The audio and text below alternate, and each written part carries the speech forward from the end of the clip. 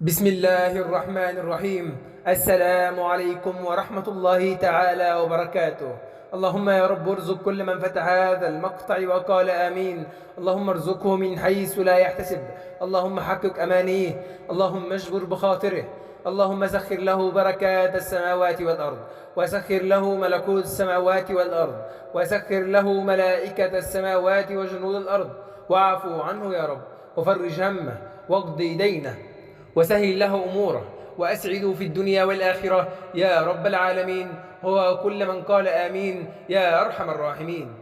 مشاهدينا الكرام، كما اعتدنا دائما الضغط على زر اللايك ومشاركة الفيديو ليستفيد الجميع، ولا تنسوا ترك تعليق بالصلاة والسلام على سيدنا رسول الله صلى الله عليه وعلى آله وصحبه أجمعين، وأن تشتركوا في القناة إن كنتم غير مشتركين. إخواني الكرام، إن القرآن الكريم هو كلام الله المنزل، وفيه من البركات والخيرات ما لا يحصى، وهو شفاء للنفوس وراحة للقلوب.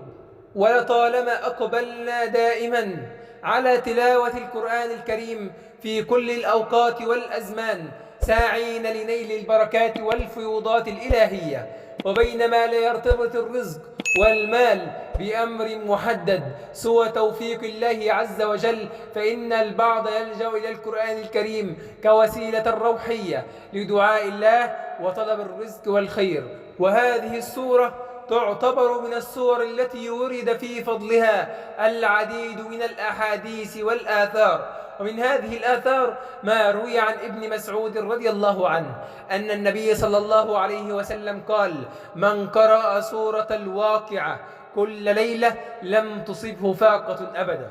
رواه الطبراني.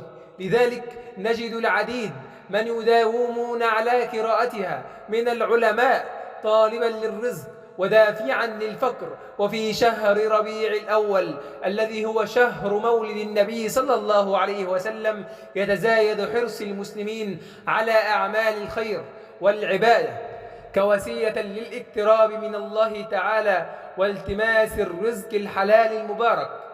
ومن المهم أن يدرك كل مسلم ومسلمة أن قراءة القرآن الكريم بحد ذاتها عبادة عظيمة، وأنها ليست مجرد وسيلة مادية لتحقيق هدف معين كجلب الرزق.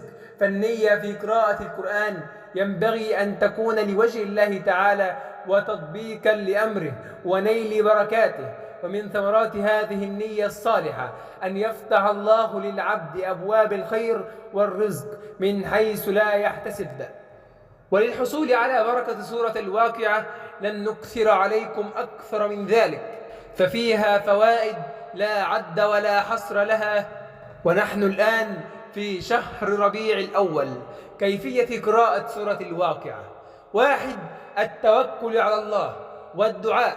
يجب على كل مسلم ومسلمة أن يبدأ يومه بتجديد التوكل على الله عز وجل والدعاء له بسعة الرزق والبركة، فالعمل والسعي جزء من العبادة، ولكن تذكر أن الله هو الرزاق. 2. تخصيص وقت ثابت يوميا. حاول أن تخصص وقتك يوميا في شهر ربيع الأول لقراءة سورة الواقعة بعد صلاة الفجر أو قبل النوم، فالمداومة على القراءة تجعل القلب متصلا بالقرآن الكريم وتزيد من فرص الحصول على بركاتها. 3. الالتزام بالأذكار والدعاء. بعد قراءة سورة الواقعة احرص على الدعاء وذكر الله بصدق وإخلاص، واطلب من الله الرزق الوفير والبركة في حياتك. هناك أدعية كثيرة مأثورة عن النبي صلى الله عليه وسلم لطلب الرزق، منها: اللهم اكفني بحلالك عن حرامك واغنني بفضلك عمن سواك. 4. الاستغفار يعد من أهم الأسباب التي تفتح أبواب الرزق. قال الله تعالى في سورة نوح: فقلت استغفروا ربكم إنه كان غفارا يرسل السماء عليكم مدرارا ويمددكم بأموال وبنين. وأيضا من فضل الله علينا أنه جعل القرآن نورا وبركة في حياتنا.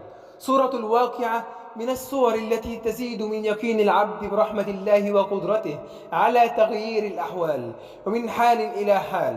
قد يلاحظ الشخص بعد المواظبة على هذه الصورة والدعاء والاستغفار تغييرات إيجابية في حياته من حيث الرزق والبركة فيه.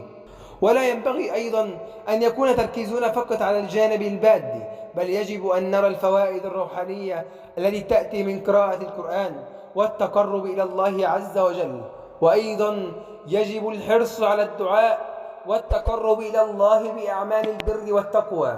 ويمكن أن ندعي في هذا الشهر الكريم: فإني داع فآمنوا. اللهم إنا نسألك في هذا الشهر المبارك، شهر مولد نبيك محمد صلى الله عليه وسلم، أن تفتح لنا أبواب الخير وترزقنا من حيث لا نحتسب. اللهم اجعلنا من أهل التقوى والإيمان، واغفر لنا ذنوبنا وتب علينا يا أرحم الراحمين. اللهم كما أرسلت نبيك رحمة للعالمين، اجعلنا من أهل الرحمة والخير، وبارك لنا في أرزاقنا وأعمالنا، ووفقنا لما تحب وترضى. اللهم ارزقنا حب نبيك محمد صلى الله عليه وسلم واتباع سنته، واجمعنا به في الفردوس الأعلى. اللهم اجعل هذا الشهر شهر خير وبركة علينا وعلى جميع المسلمين. اللهم إنا نسألك العفو والعافية في الدنيا والآخرة، ونسألك سعة الرزق والبركة في أعمارنا وأعمالنا، واجعلنا من الذاكرين لك الشاكرين على نعمك. وصل اللهم وسلم وبارك على سيدنا محمد وعلى آله وصحبه أجمعين. إخواني الكرام، إن شهر ربيع الأول هو فرصة عظيمة للقيام بأعمال البر والتقوى، وفيه يتزايد الإقبال على الطاعات وقراءة القرآن الكريم. فإذا كنت تبحث عن الرزق والمال فتوجه إلى الله بالدعاء وألح عليه، واقرأ سورة الواقعة بانتظام. ولا تنسى أن الرزق ليس فقط مالا، بل هو سعة في كل شيء، في الصحة، في العافية، وفي الرضا بما قسمه الله لك. اللهم ارزقنا من حيث لا نحتسب، وبارك لنا فيما رزقتنا، ووفقنا للقيام بأعمال ترضيك يا رب العالمين. وفي الختام اتركوا تعليقا تؤجر عليه في التعليقات، ولا تنسى الصلاة على النبي صلى الله عليه وسلم. وجزاكم الله خيرا، والسلام عليكم ورحمة الله تعالى وبركاته.